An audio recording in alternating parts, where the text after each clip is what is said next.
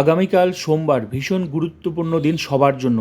আগামীকাল মুখ্যমন্ত্রীর cabinet meeting আছে। আলোচনা হতে পারে ডিএ, আলোচনা হতে পারে 7th পে কমিশন, আলোচনা হতে পারে 2025 এসএলএসটি অনগোয়িং প্রসেস, 2016 এসএলএসটির ভাগ্য কী হবে।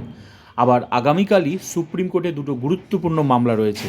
এক্সপায়ারি প্যানেল কেস 2016 এসএলএসটি, যারা চাকরি পেয়েছে 11-12 আর 19-এ ডাক পেয়েছে, প্রসেস চলছে।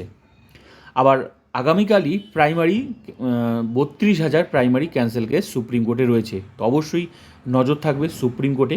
তাই আগামীকালটা কিন্তু ভীষণ গুরুত্বপূর্ণ দিন। 18ই মে ডিএ কি 60% পাওয়া যাবে? এখন তো কেন্দ্র সরকার আর রাজ্য সরকার একই। দীর্ঘদিনের সরকারি কর্মচারীদের দাবি কেন্দ্রের সমান ডিএ চাই। তাহলে কি আগামীকাল 60% ডিএ নিয়ে আলোচনা হতে পারে? 7th পে কমিশন লাগু তো হবে, কিন্তু কবে লাগু হবে নিশ্চয়ই এই বিষয়টা আমরা জানতে পারবো আগামীকাল। প্রবল সম্ভাবনা রয়েছে এই বিষয়গুলো।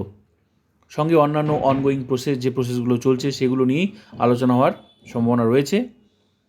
2025 এসএলএসটি 31শে আগস্টের মধ্যে কি নিয়োগ হবে, এই বিষয়টা অবশ্যই আমরা জানতে পারবো আশা করি কালকে। আর 2016 এসএলএসটি নিয়েও কথা হতে পারে, দেখা যাক, নজর থাকবে। তাই আগামীকাল দিনটা কিন্তু ভীষণ গুরুত্বপূর্ণ। তো দেখা যাক।